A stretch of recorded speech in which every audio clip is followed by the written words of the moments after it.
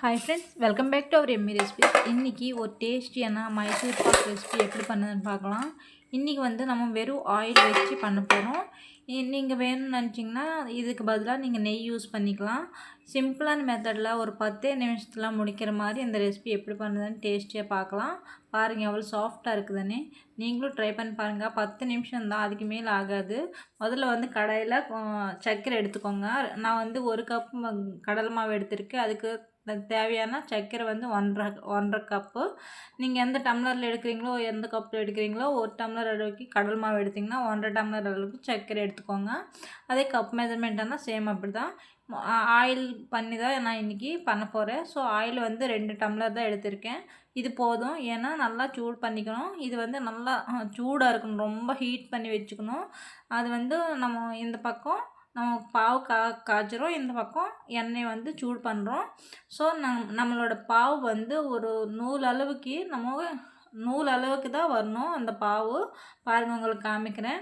இந்த மாதிரி நல்லா கொதித்து வந்ததுக்கப்புறமா லைட்டாக ஒரு நூல் வந்தாவே போதும், நம்மளுக்கு பாவு ரெடி ஆயிடுச்சுன்னு அர்த்தம். அப்போ ஸ்டவ் ஆஃப் பண்ணிக்கோங்க. ஒரு 2 நிமிஷத்துக்கு ஒன்றும் பிரச்சனை இல்லை. நீங்கள் ஸ்டவ் ஏன்னா புதுசாக பண்ணுறவங்களுக்கு இது ஒரு எக்ஸ்பீரியன்ஸு. என்னென்னா கீழே கருகி ஒரு பயமாக இருக்கும். ஸ்டவ் ஆஃப் பண்ணாமல் சிம்மில் வச்சு பண்ணலாம். பட் ஒருத்தரே தனியாக பண்ணும்போது, புதுசாக பண்ணும்போது இந்த மாதிரி மெத்தட் யூஸ் பண்ணி பாருங்கள். ஸ்டவ் ஆஃப் பண்ணிவிட்டு இந்த கடல் மாவு அப்படியே சேர்த்துட்டு உருண்டை இல்லாமல் மிக்ஸ் பண்ணிக்கோங்க. இந்த உருண்டை அங்கங்கே இருந்துச்சுன்னா டேஸ்ட் மாறிடும். கரெக்டாக பர்ஃபெக்டாக வராது. நீங்கள் பாருங்கள், இந்த அளவுக்கு நான் ஸ்டவ் ஆஃப் பண்ணிட்டேன். பாருங்கள், உருண்டையே இல்லாமல் நல்லா மிக்ஸ் பண்ணிட்டேன். அதுக்கப்புறமா நல்லா மிக்ஸ் ஆனதுக்கப்புறமா ஸ்டவ் ஆன் பண்ணிவிட்டு சிம்மில் வச்சுக்கோங்க. பாருங்கள், இப்படி வந்துடுச்சு, உருண்டையே இல்லை. இப்போ ஸ்டவ் ஆன் பண்ணிடுங்க. ஆன் பண்ணிவிட்டு பக்கத்தில் வச்சுருக்க ஆயில் நல்லா சூடாக இருக்கணும். நீங்கள் ஆயிலுக்கு பதிலாக 1 டம்ளர் அளவுக்கு எண்ணெயும் 1 டம்ளர் அளவுக்கு நெய் யூஸ் பண்ணிக்கலாம். இல்லை ஃபுல்லாக நெய் வேணால் யூஸ் பண்ணிக்கலாம். இது ஒவ்வொரு கரண்டி ஊற்றிட்டே வாங்க. பாருங்கள், இப்படி ஊற்றிட்டே வரணும். நல்லா மிக்ஸ் பண்ணிக்கோங்க. அந்த ஆயில் கம்ப்ளீட்டாக முடிக்கிற வரைக்கும் நீங்கள் இப்படி பண்ணிக்கோங்க. எப்போ உங்களுக்கு நல்லா கடாயில் ஒட்டாமல் வருமோ அந்த டைமில் நீங்கள் ஆயில் நிறுத்திடுங்க, ஊற்ற தேவையில்லை. ஆயில் எனக்கு 2 கரண்டி 1 கரண்டி அளவுக்கு மிச்சமாகும். ஸோ பாருங்கள், உங்களுக்கு காமிக்கிறேன். இந்த ப்ராசஸ் ரொம்ப சிம்பிள் தான். நீங்கள் கண்டிப்பாக வீட்டில் ட்ரை பண்ணி பாருங்கள். இது நல்லா எல்லாத்துக்கும் சிம்பிளான மெத்தடு.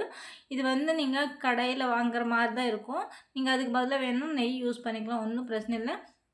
பாருங்கள் எப்படி வந்துன்னு. இது கடாயில் ஒட்டாமல் வரும். அந்த அளவுக்கு நீங்கள் மிக்ஸ் பண்ணிகிட்டே வாங்க. உங்களுக்கு ஏன் காமிக்கிறேன்னா, பிகினர்ஸ் நிறைய பேர் கொஞ்சம் பயந்துக்குவாங்க. இப்படி ஒன்றுமே ஆகாது. பாருங்கள், கடாயில் ஒட்டாமல் வரணும். இது கம்ப்ளீட்டாக ப்ராசஸ் நான் உங்களுக்கு காமிக்கிறதுக்கே என்ன ரீசன்னா, இது நிறைய பேர் பர்ஃபெக்டாக வருமா வராதான்னு நினைப்பாங்க. அப்படி எதுவுமே இல்லை. பாருங்கள், ஒரே 1 டம்ளர் அளவு நீங்கள் எடுத்துக்கோங்க. இப்போ ட்ரை பண்ணி பாருங்கள். இந்த தீபாவளிக்கு இந்த ஸ்வீட் ரெசிபி கண்டிப்பாக ட்ரை பண்ணி பாருங்கள். பாருங்கள், இப்படி ஒட்டாமல் வந்துடுமோ. வந்ததுக்கப்புறமா நீங்கள் ஒரு ட்ரேயில் எண்ணெயோ இல்லை கீயோ அப்ளை பண்ணிவிட்டு இப்போது இது அதுக்கு கொட்டிடலாம். பாருங்கள் எந்தளவுக்கு வந்துடுச்சுன்னு. இது கட் பண்ணுற ப்ராசஸுமே ரொம்ப சிம்பிளு. நிறைய பேர் பவுடராக வந்துடும்.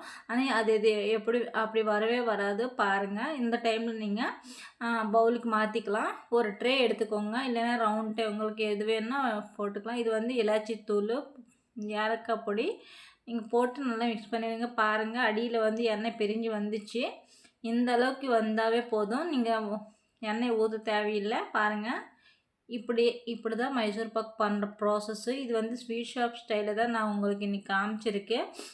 அந்த மாதிரி நிறைய வீடியோஸ் நம்ம சேனலில் வந்துகிட்டே இருக்கும். பிடிச்சிருந்துச்சுன்னா ப்ளீஸ் லைக் பண்ணி, ஷேர் பண்ணி, சப்ஸ்கிரைப் பண்ணுங்கள். ஏன்னா அடுத்தடுத்த வீடியோஸில் இன்னும் நல்ல நல்ல ரெசிபிஸ் உங்களுக்கு ஷேர் பண்ண போகிறேன். இது இந்த தீபாவளிக்கு உங்களுக்காக இந்த ரெசிபி ஷேர் பண்ணுறேன். பிடிச்சிருந்துச்சுன்னா மறக்காமல் லைக் பண்ணி ஷேர் பண்ணுங்கள். ஏன்னா நம்ம சேனல் புதுசாக ஸ்டார்ட் பண்ணாலுமே நிறைய பேர் சப்போர்ட் கொடுக்குறீங்க. ரொம்ப ரொம்ப நன்றி. பாருங்கள், இந்த அளவுக்கு வந்தாவே போதும். நல்லா ஸ்ப்ரெட் பண்ணிக்கோங்க. கீழே ஆயில் கண்டிப்பாக ஆயிலோ இல்லை நெய்யோ ஏதோ ஒன்று அப்ளை பண்ணிவிட்டு இப்போ நல்லா ரொம்ப ப்ரெஸ் பண்ணிடாதுங்க. இந்த அளவுக்கு வந்தாவே போதும். பாருங்கள், அந்த அளவுக்கு வந்துச்சுன்னு. பர்ஃபெக்டான ரெசிபி தான். நீங்கள் கண்டிப்பாக ட்ரை பண்ணுங்கள். உங்களுக்கு வரலன்னு நினச்சிங்கன்னா காமெண்ட் பண்ணுங்கள். வந்துச்சுன்னு நினச்சிங்கன்னா லைக் பண்ணுங்கள். மறக்காமல் இந்த ரெசிபி ட்ரை பண்ணி பாருங்கள். இந்த தீபாவளிக்கு இதுதான் என்னோட ரெசிபி உங்களுக்கு ஷேர் பண்ணுறது. இந்த டைமில் 60% ஹீட்டு இருக்கும்போதே நீங்கள் இப்படி கட் பண்ணி விட்டுருங்க, எடுக்காதீங்க வெளியே. ஒரு 60% ஆறுனதுக்கப்புறம் மட்டும்தான் இந்த மாதிரி பீஸஸாக கட் பண்ணிட்டு விட்டுருங்க. நல்லா ஆறுனதுக்கப்புறமா நீங்கள் டீமோல்ட் பண்ணிக்கலாம். இந்த ரெசிபி பிகினர்ஸுமே ஈஸியாக பண்ணிக்கலாம். ஃப்ரெண்ட்ஸ், நம்ம சேனலில் பிடிச்சிருந்துச்சுன்னா ப்ளீஸ் மறக்காமல் லைக் பண்ணி ஷேர் பண்ணுங்கள். இன்னும் நல்ல நல்ல வீடியோஸு ரெசிபிஸு அதுக்காக தான் நம்ம சேனல் சப்போர்ட் பண்ணி ஒரு சப்ஸ்கிரைப் மட்டும் பண்ண மறக்காதுங்க. ஏன்னா இன்னும் நிறைய ரெசிபிஸ் எல்லாமே வெயிட் பண்ணிகிட்ருக்கேன். நம்ம சேனலில் கேக் வீடியோஸும் போட்டுட்ருக்கோம். உங்களுக்கு பிடிச்சிருந்துச்சுன்னா ப்ளீஸ் மறக்காமல் சப்ஸ்கிரைப் பண்ணிக்கோங்க. Thank you. Happy Diwali to all. Thank you very much. Thank you. Bye bye.